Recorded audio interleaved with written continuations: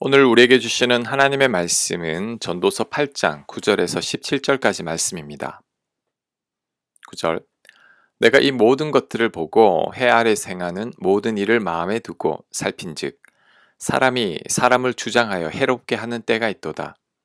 그런 후에 내가 본즉 악인들은 장사 지낸 바 되어 거룩한 곳을 떠나 그들이 그렇게 행한 성읍 안에서 잊어버린 바 되었으니 이것도 헛되도다. 아멘. 사람이 사람을 억압하고 괴롭히는 때가 있다고 합니다. 그런데 그 악한 사람이 죽고 나니 그들이 행한 악에 대해서 사람들이 다 잊어버렸다고 말합니다. 두고두고 기억하면서 욕이라도 하면 통쾌할 것인데 이들의 악을 다 잊어버리니까 전도자가 보기엔 허탈했던 것입니다. 악을 저지른 사람이나 저지르지 않은 사람이나 다 똑같이 여겨지는 것 같아서 허망했던 거죠. 차라리 악한 자들이 살아있을 때 망하거나 심판을 당한다면 덜 억울할 겁니다. 그런데 악한 자들이 이 세상에서 너무나 잘 살고 있다는 거죠. 그것이 우리를 더 화나게 합니다. 자, 그런 내용이 11절에 이어집니다. 11절. 악한 일에 관한 징벌이 속히 실행되지 아니하므로 인생들이 악을 행하는 데 마음이 담대하도다. 아멘. 악인들에게 바로 징벌이 실행되지 않습니다. 바로 벌을 주면 악인들이 악을 덜 범할 터인데 바로 징계와 심판이 없으니까 악인들이 더 담대하게 악을 저지르는 것 같습니다. 그런데 이 대목에서 이런 의문이 생깁니다. 왜 하나님은 악인들을 바로 벌 주지 않으시는가? 우리 생각엔 바로 벌 주면 좋을 것 같습니다. 하지만 그렇게 되면 우리 또한 벌 받을 각오를 해야 합니다. 왜냐하면 우리 또한 어쩔 수 없는 죄인이기 때문이죠. 의인은 없나니 하나도 없는데 죄에 대해 바로 징계가 이루어졌다면 우리 또한 망했을지도 모릅니다. 그래서 하나님은 적당한 때를 두고 계십니다. 하나님의 심판과 징계의 때가 다 있습니다. 오히려 지금 당장 회초리를 들지 않는 것은 우리를 위해서라는 것을 기억해야 합니다. 예수님께서 가라지 비유로 이것을 설명하셨죠. 종들이 주인에게 밭에 가라지를 다 뽑을까요? 라고 묻자 주인은 가라지 뽑다가 알고까지 다칠지 모르니 놔두라고 합니다. 그리고 추수 때에 이 가라지들을 다 뽑아서 불사르라고 합니다. 이것은 악인들을 심판할 때 의인들도 다칠 수 있으니 그 심판을 미루시겠다는 거죠. 하지만 때가 되면 다 심판하시겠다는 말씀입니다. 악인들이 심판을 받을 때가 반드시 있습니다. 하나님은 심은 대로 거두게 하시는 분이시죠. 지금 당장 아무 일 없는 것 같아도 절대 그렇지 않습니다. 때가 되면 하나님의 심판을 다 받습니다. 그래서 악인들이 아무런 벌을 받지 않고 평안히 죽는다고 허탈해 할 필요가 없습니다. 억울해 할 필요도 없습니다. 하나님의 공의와 정의는 반드시 심판이 있다는 거죠. 심판이 없다면 의인들이 너무 억울합니다.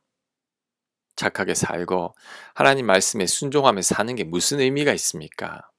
하지만 반드시 심판이 있기에 하나님의 정의와 공의가 살아있는 것이고 하나님이 공평하신 거죠. 그것이 다음 구절에 이어집니다. 12절. 죄인은 100번이나 악을 행하고도 장수하거니와 또한 내가 아노니 하나님을 경외하여 그를 경외하는 자들은 잘 될 것이요 악인은 잘 되지 못하며 장수하지 못하고 그날이 그림자와 같으리니 이는 하나님을 경외하지 아니함이니라. 아멘. 악인들이 100번이나 악을 행해도 장수하기도 하지만 결국은 하나님을 경외하는 자들이 잘 되고 악인들은 잘 되지 못한다고 말씀합니다. 악인들의 결말은 나답해 가라지들과 같습니다.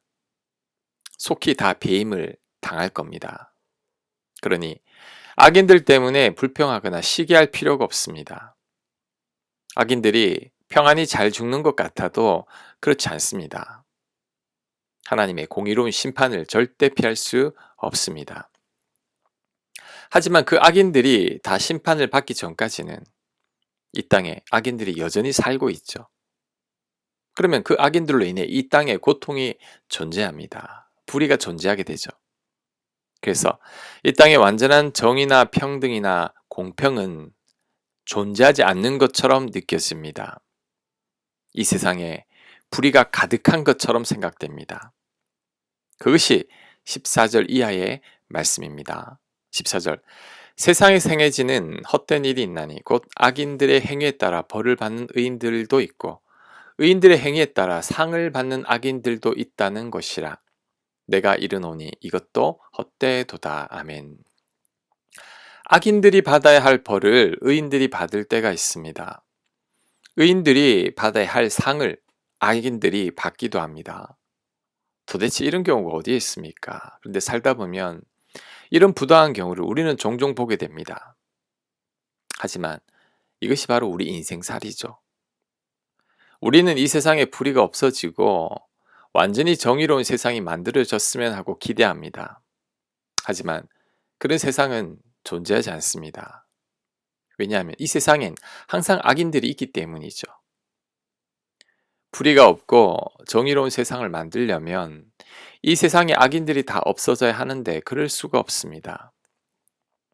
이 세상이 멸망하지 않는 한 이 세상에는 악인들이 여전히 있을 겁니다. 그리고 우리 또한 악인임을 기억해야 합니다. 예수님이 아니었다면 우리 또한 도저히 구제받을 수 없는 죄인들이죠. 그러니 이 땅에는 완전한 정의나 공의는 존재하지 않는 것입니다. 정의롭고 공정한 세상을 반드시 만들어야 하겠지만 그런 세상은 불가능합니다. 우리 주님 오시기 전까지는 절대 불가능합니다. 그러면 어떻게 살아야 할까요? 불의와 맞서서 싸워야 할까요? 하지만 그런다고 다 해결이 되지 않습니다.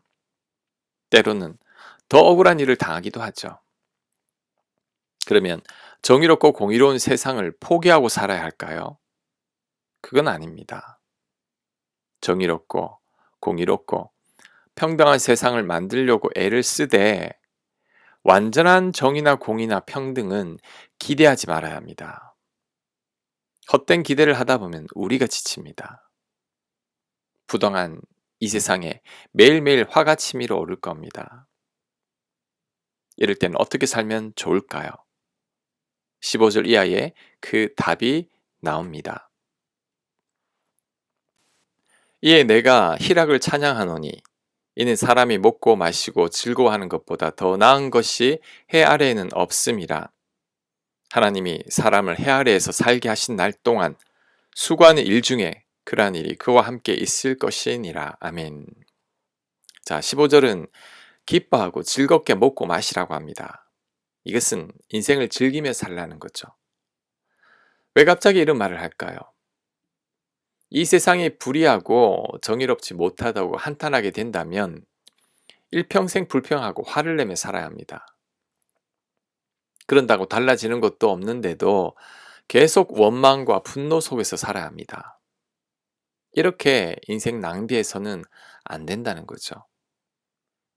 세상에 악인이 있고 불의가 있음을 어쩔 수 없는 인생이라 여기고 그것에 순응하며 기쁘고 즐겁게 사는 법을 터득해야 합니다. 악인들이 존재하는 한 이 땅에 완전한 정의나 공의는 없으니 그러려니 하고 기쁘게 살라는 거죠. 자꾸만 세상에 저항하다 보면 나만 불행해집니다. 내가 아무리 애를 써도 안 되는 게 있죠. 그것은 받아들이고 살아야 합니다. 16절 이하에 그 내용이 나옵니다. 16절 내가 마음을 다하여 지혜를 알고자 하며 세상에 행해지는 일을 보았는데 밤낮으로 자지 못하는 자도 있도다. 또 내가 하나님의 모든 행사를 살펴보니 해 아래 행해지는 일을 사람이 능히 알아낼 수 없도다. 사람이 아무리 애써 알아보려고 할지라도 능히 알지 못하나니 비록 지혜자가 안오라 할지라도 능히 알아내지 못하리로다. 아멘. 아무리 애써도 안 되는 게 있습니다. 아무리 지혜롭다고 해도 세상 돌아가는 일들을 도저히 알 수가 없습니다. 그것이 우리 인생이고 우리 인간의 한계이죠. 완전한 정의나 공평한 세상을 기대하다 보면 나만 상처를 입게 됩니다. 나만 억울하고 화가 날 겁니다. 그러다 보면 내가 불행하게 살 수 있으니 이럴 때는 그럴 수 있음을 수용하고 오늘 이 하루를 즐겁게 살고 기쁘게 먹고 마시는 것이 지혜로운 삶입니다. 소확행이라는 말을 들어보셨을 겁니다. 소소하지만 확실한 행복을 소확행이라고 합니다. 그럼 소소하지만 확실한 행복이 뭘까요?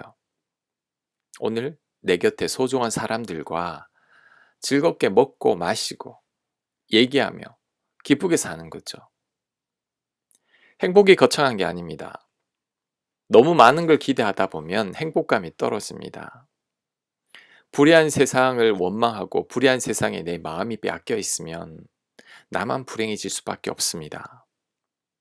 우리는 오히려 작고 소박한 것들에서 행복을 찾을 수 있어야 합니다. 그것이 바로 오늘 이 하루를 감사하며 사랑하는 사람들과 함께 즐겁게 먹고 마시는 겁니다. 그러다 보면 작은 행복들이 모여서 일평생 행복한 삶이 되는 거죠. 이 세상에서 완전함을 기대하면 안 됩니다. 이 세상이 완전했다면 예수님이 이 땅에 다시 오실 필요도 없죠. 이 세상은 불완전한 곳입니다. 그러니 우리는 이 세상을 기대해서는 안 됩니다. 오히려 불완전한 세상에서 감사와 기쁨과 즐거움을 찾으며 살아야 합니다. 그것이 바로 가장 행복한 삶을 사는 비결입니다. 아멘. 하나님, 불의한 이 세상의 마음을 빼앗겨 불평하거나 원망하며 살지 않게 하옵시고 우리에게 주어진 이 하루를, 이 생명을 소중히 여기며 감사하며 기쁘고 즐겁게 복되게 살아갈 수 있는 저희들 되도록 역사하여 주시옵소서. 예수님 이름으로 기도합니다. 아멘.